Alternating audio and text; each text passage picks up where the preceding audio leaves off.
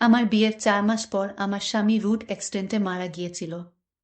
তখন শাশুড়ি মা বলল, আমি আবার তোমাকে আমার ছোট ছেলের সাথে মানে আমার দেবরের সাথে বিয়ে দিবে। কিন্তু আমি এতে রাজি হচ্ছিলাম না। বাবার জোরাজুরিতে আমি শেষ পর্যন্ত রাজি হয়ে গেলাম। আমার আবার বিয়ে হলো দেবরের সাথে। কিন্তু প্রথম রাতে দেবরের জায়গায় আমার স্বামীকে দেখতে পেলাম। কিন্তু আমার স্বামী তো মারা গেছে, তাহলে দেবরের জায়গায় স্বামী আসলো কিভাবে? আমি তা দেখে অজ্ঞান হয়ে পড়লাম। তারপর যা ঘটেছিল তা শোনার পর আমার দম বন্ধ হয়ে আসছিল। তাহলে ঘটনাটি বলি। মাথাটা ঘুরে গেল যখন শুনলাম আমার দেবরের সাথে বিয়ে হবে। মাত্র কয়েকদিন হলো ও নেই, এরই মাঝে ওনারা এরকম একটা সিদ্ধান্ত নিয়ে নিল আমাকে না জিজ্ঞাসা করেই। আমার বাবা আছে, মা নেই, ছোটবেলায় মারা গেছে। আমি আমার এক খালার কাছে বেড়ে ওঠা। স্কুল কলেজ লাইফ শেষে বিয়ে হলো, আমার কিছুটা লাভ মেরিট ছিল। ওর সাথে আমার প্রথম দেখা হয়েছিল একটি বাসে। সেদিন বাসে প্রচুর ভিড়, বসার জায়গা নেই। দাঁড়িয়ে আছি দেখে আমার খুব কষ্ট হচ্ছে। দেখলাম একটা লোক আমাকে ইশারা দিচ্ছে, আমি উঠছি, আপনি বসুন। আমি কোনো উপায় না পেয়ে বসে পড়লাম। নামলাম দুজন একই স্টপেজে। সে বলল, হাই, আমি সুমন। জি, আমি নাসরিন। কি করেন আপনি, কোথায় যাবেন? আসলে আমি একটা কাজে এখানে আসছি। আপনি কি করেন? আমি, ওই যে আমার অফিস। ওকে, চলি। সেদিনের পর আর দেখা টেখা হয়নি আমাদের। কিছুদিন পর আমাকে দেখতে আসলো। সুমের নাকি নাকি সেদিনই আমাকে ভালো লেগেছিল। তারপর খোঁজ খবর নিয়ে সোজা বিয়ের প্রস্তাব। খালা খালু ও আমার বাবা রাজি হয়ে গেল। বিয়েটা বেশি ধুমধাম ভাবে হয়নি, হালকা অনুষ্ঠান করেই হয়েছে। আমি বসে আছি। সুমন আসলো আমার আমার ঘরে। তারপর একটি স্বর্ণের চেইন আমার গলায় পরিয়ে দিল। আমাকে বারান্দায় নিয়ে গেল, বলল, দেখ কি সুন্দর চাঁদনি রাত, আজ সারা রাত আমরা গল্প করব। আমি বললাম, আমার খুব টায়ার্ড লাগছে, আমি ঘুমাবো। না, সে কি করে হয় তুমি জানো না। আজ আমাদের একটি শ্রেষ্ঠ রাত। অনেক কষ্ট করে ঘুমটাকে আটকে রাখলাম। অনেক কথা শেষ করে ঘুমাতে আসলাম। ও আমাকে বলল, যাও শুয়ে পড়ো। অনেক আনন্দ খুশির মাঝখানে চলছিল আমাদের সংসার। কিন্তু অভাগীর কপালে কি সুখ সয়। একটা জ্বর আসলো, আর উঠে দাঁড়াতে পারল না। মাকে ডেকে এনে বলল, মা, নাসরিনকে আগলে রাখবেন। ওকে নিজের মেয়ের মতো ভালোবাসা দিবেন, ওর এই পৃথিবীতে বাবা ছাড়া কেউ নেই। সেদিন রাতেই আমার সুমন চলে গেল আমাকে ছেড়ে। কি করে ওকে ভুলে থাকবো জানি না। আমার স্বামী হঠাৎ একটা রোড অ্যাক্সিডেন্টে মারা যায়। আমি বিধবা হয়ে গেলাম। আর আজ শাশুড়ি মা বলছে তার ছোট ছেলে বউ করে রাখবে। আমি কাউকে বিয়ে করার জন্য প্রস্তুত নই এখন। আরও আমার দেবর ওমর আমাকে দেখিইনি, আর আমিও না। কারণ সে বাহিরে থাকে। ভাইয়ার মৃত্যুর সংবাদ শুনে ছুটি করিয়ে দেশে আসবে শুনলাম। আজ সকাল 10টার ফ্লাইটে ওমর ঢাকা এসে পৌঁছেছে। বাহিরে থাকায় আমার দেবর ওমরকে আমি কোনোদিন দেখিনি। আমি বললাম, শাশুড়ি মা, আমি এ বিয়ে করতে পারবো না। কেননা আমারও একটা লাইফ আছে, সবকিছু তুমি ডিসাইড করতে পারো না, এখন বড় হয়েছি, আমি কিছু বুঝি। এর মধ্যে আমার শরীরটা খুব দুর্বল ভাব লাগছে। আমি বেহুশ হয়ে পড়ে গেলাম। পরে জানতে পারলাম আমি মা হতে যাচ্ছি। খুশি লাগতেছে। এর মধ্যে আমার শরীরটা খুব দুর্বল ভাব লাগছে। আমি বেহুশ হয়ে পড়ে গেলাম। পরে জানতে পারলাম আমি মা হতে যাচ্ছি।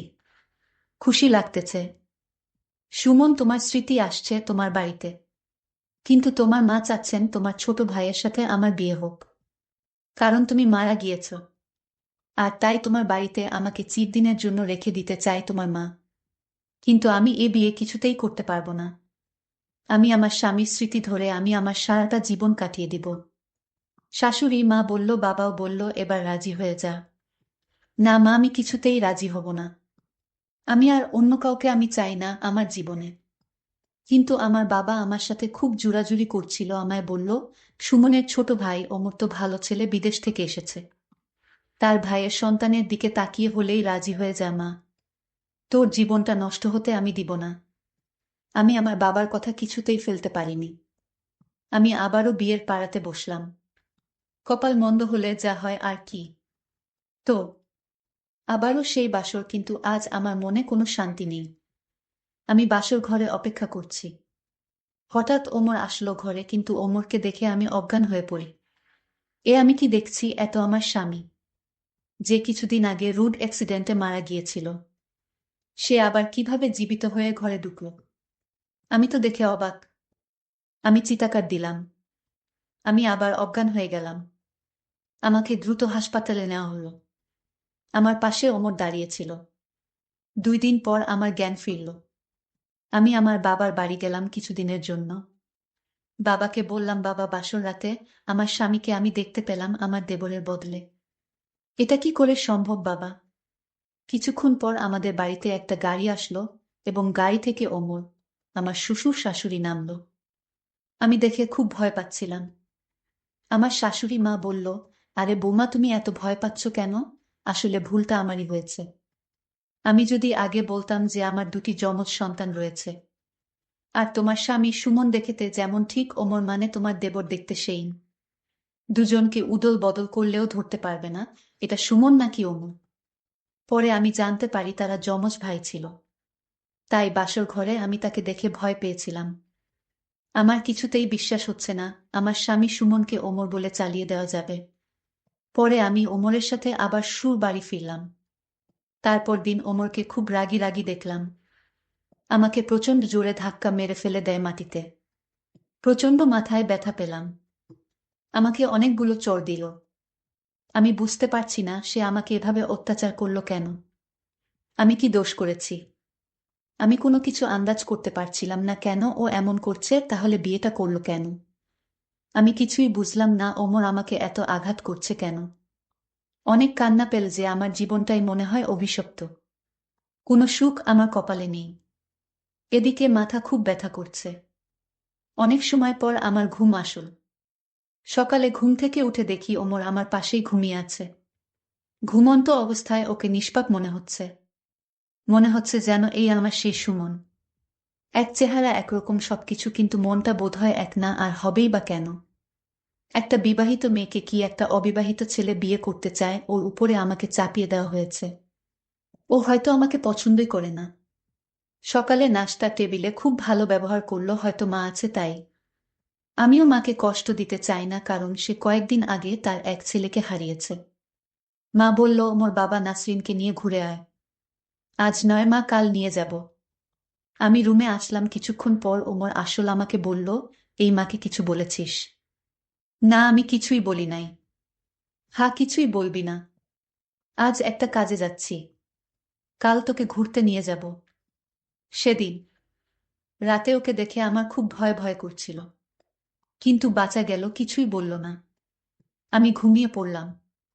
আজ সারাদিন ওমর খুব ভালো ব্যবহার করলো আমার সাথে। কোনো রাগারাগি করলো না। বিকেল বেলা একটা শাড়ি এনে বলল, নাসরিন ওঠো, এই শাড়িতে তোমাকে খুব মানাবে। আমি কোনো কথা না বলে আমি নিজেই শাড়িটা পরে নিলাম। কিন্তু মনে মনে ভাবলাম, ওমরের হঠাৎ এই পরিবর্তন কেন? এই তো গত রাতে আমাকে খুব মেরেছিল, আজ যেন ওমর ভালো হয়ে গেছে। এর পিছনে কি কোনো কারণ আছে কিনা? আমি কিছুটা তাকে সন্দেহ করছিলাম। ওমরকে জিজ্ঞেস করলাম, ওমর, আজ তোমার মনটা অনেক ভালো হয়ে গেল কিভাবে? ওমর বলল, আরে মানুষের মন কি সবসময় একরকম থাকে? আজ আমার মনটা খুবই শান্ত। আমি আর কিছু বললাম না। ঘুরতে চলে গেলাম একটা সাগর পাড়ে। সাগর পাড়ের ঠান্ডা হাওয়া আমাকে মুগ্ধ করে দিচ্ছে, মনে করিয়ে দিচ্ছে আমার স্বামী সুমনের কথা। ও আমাকে নিয়ে মাঝে মাঝে এখানে আসতো। এর মধ্যে ওমর ফুচকা নিয়ে আসলো। অনেক পছন্দ ফুচকা আমার, খেলাম ও অনেক। এরপর সন্ধ্যায় আমরা বাড়ি ফিরে আসলাম। রাতে ঘুমের মধ্যে শুরু হলো পেট ব্যথা। আমি মনে করলাম অনেক ফুচকা খেয়েছি, তাই এরকম হচ্ছে। ওয়াশরুমে গিয়ে দেখলাম আমার অবস্থা খারাপ। কোনোমতে বাহিরে আসলাম, ঘরে এসে শুনতে পেলাম ওমর ফোনে বলছে, মনে হয় কাজ হয়ে গেছে। দেখলাম পেস রুমে গেল। আপনার কথা মতো আমি ফুচকার সাথে মিশিয়ে দিচ্ছি। আমি কথাগুলো শুনে ওর কাছে গেলাম, ফোনটা কেড়ে নিয়ে শুনলাম, ওষুধ যখন কাজ করেছে তাহলে আমার টাকাগুলো দিয়ে যেও। আমার সাথে ষড়যন্ত্র করেছে। আমি ফোনটা ফেলে দিয়ে ওর কলার ধরে বললাম, কেন এমন করলি তুই? আমাকে পছন্দ না হলে বলে দিতি, আমি চলে যেতাম, তোর সামনে আসতাম না। তুই আমার স্বামীর শেষ স্মৃতি মানে তার সন্তানকে মারার জন্য আমাকে ফুচকার সাথে কি খাওয়ালি? তোর ভাইয়ের শেষ সম্বলটা শেষ করে দিলি, তুই কি মানুষ? এটা তোর ভাইয়ের শেষ স্মৃতি ছিল, আর ওকে তুই মেরে ফেললি। ও আমাকে বলল। ভাই, ওকে আমি ভাই না শত্রু মনে করতাম। ছোটবেলা থেকে সুমন পড়াশোনায় ভালো, শূন্যের নাকি জ্ঞান বুদ্ধি বেশি ওমরের চেয়ে। প্রশংসা শুনতে শুনতে আমি কাহিল হয়ে পড়েছিলাম।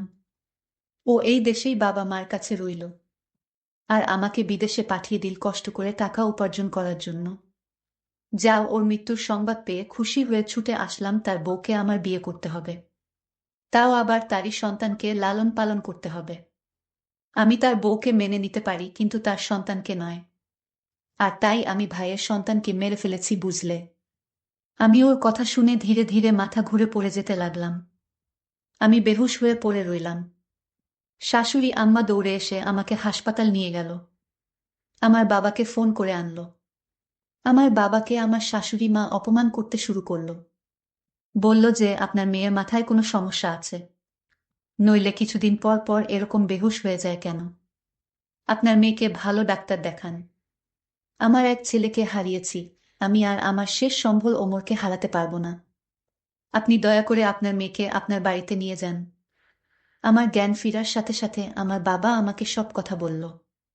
আমি বাবাকে বললাম, বাবা, ওমর মানুষ নামের অমানুষ। আমি কান্না গলায় বললাম, সে তার ভাইয়ের স্মৃতিকে নষ্ট করে ফেলেছে বাবা, ফুচকার সাথে ওষুধ মিশিয়ে। আমি তা বুঝতে পারিনি বাবা। আমি যাকে নিয়ে স্বপ্ন দেখতাম তাকে মেরে ফেলেছে বাবা। শাশুড়ি মা আমার কথাগুলো শুনে নিশ্চুপ হয়ে রইল। আমার শাশুড়ি মায়ের মুখ দিয়ে কোনো কথাই বের হচ্ছে না। আমার শাশুড়ি মা বুঝতে পারল তার ছেলের দোষে তার ভাইয়ের শেষ স্মৃতি মানে তার সন্তানকে মেরে ফেলেছে, ফুচকার সাথে কি জানি মিশিয়ে দিয়ে। আমার কোনো দোষ নেই। হঠাৎ চোখ মেলে দেখি মা আমার পাশেই আছে, বলছে, মা কাঁদিস না, যে যাওয়ার সে তো চলেই যাবে। আমাকে ইশারা দিল ওমর কিছুই যাতে না বলি। কিছুদিন পর আমি সুস্থ হলাম, মাকে বলতে যাব। তখনই ওমর এসে বলল, এই তুমি এখানে কেন? পুরোপুরি সুস্থ হওয়ার আগেই বিছানা ছেড়ে উঠতে গেলে কেন? ও আমাকে রুমে নিয়ে বলল, মাকে কিছুতেই এ কথা বলো না। আমি মাকে আর কি বলবো? মা যা জানার জেনে গেছে, কারণ আমি বলতে বাধ্য হয়েছি। তোমার মা আমার বাবাকে দোষ দিচ্ছিল, বলছিল আমার নাকি মাথায় সমস্যা, আর তাই আমি সব সত্য কথা বলে দেই। এই কথা বলতেই ওমর আমার সাথে অদ্ভুত আচরণ করতে লাগল, কারণ আমি চাই ওকে শিক্ষা দিতে। প্রায় 6 মাস পর ওমর ঘুম থেকে উঠে নাসরিন নাসরিন করছে। সারা বাড়িতে নাসরিন নেই। টেবিলের উপর একটা চিঠি ওমর পড়তে লাগল। প্রিয় ওমর, আশা করি আমাকে আর খোঁজাখুঁজি করবে না। আমি এই দিনটার আশায় ছিলাম, আর আজকের আশায় আমি তোমার শত অত্যাচার সহ্য করেছি। তুমি যেমন আমার কাছ থেকে আমার সুমনের শেষ চিহ্ন কেড়ে নিয়েছ, ঠিক তেমনি আমিও তোমার কাছ থেকে তোমার সন্তান কেড়ে নিয়েছি। হ্যাঁ, আমি মা হতে যাচ্ছি, যাকে তুমি পাওয়ার আগেই হারিয়ে ফেললে। আর মাকেও আমার সাথে নিয়ে যাচ্ছি। তুমি থাকো তোমার রাজ্যে, আমি আমার সন্তানের খুনির সাথে এক ছাদের নিচে থাকতে পারবো না, কারণ আমি তোমাকে অনেক ঘৃণা করি, অনেক। ইতি নাসরিন। নাসরিন মাকে নিয়ে খুব দূরে একটা এলাকায় এসে বসবাস করতে লাগল। 6 মাস পর নাসরিনের কোল জুড়ে একটা ছেলে জন্ম নেয়। ছেলেটির নাম রাখে ইমন। সুমন বলেছিল আমাদের ছেলে হলে এই নামটি রাখবো, তাই নাসরিন এই নামটিই রাখল। আজ ইমনের 4 বছর। ইমন বলল, আম্মু, আমার বাবা কই? নাসরিন সুমনের নাকি ছবিটা দেখিয়ে বলল, এই তোমার বাবা মরে গেছে, আমাদের ছেড়ে চলে গেছেন। ইমনকে জড়িয়ে ধরে অনেক কাঁদল, আর মনে মনে বলল, দেখ ওমর, তুই বেঁচে থেকেও তোর সন্তানের কাছে মৃত, আর আমার সুমন চিরদিন আমার কাছে জীবিত। তবে তোর ছেলেও তোকে ঘৃণা করেই বড় হবে, আর এটাই তোর শাস্তি। আমার সন্তান বড় হলে আমি কোনোদিন তোর পরিচয় দিব না। আমি আমার ছেলেকে বলবো, তোমার বাবা তুমি জন্মের আগেই মরে গিয়েছে। আমি তোর সন্তানকে দিয়ে তোরে কষ্ট দিব। বন্ধুরা, আজকের গল্পটি তোমাদের কাছে কেমন লাগলো তা অবশ্যই কমেন্ট করে জানাবেন। আর আপনাদের যদি কোনো গল্প থাকে তাহলে আমাকে কমেন্ট করে জানাতে পারেন। আপনার গল্প আমি শেয়ার করার চেষ্টা করব। আজ এই পর্যন্তই, সবাই ভালো থাকবেন, ধন্যবাদ।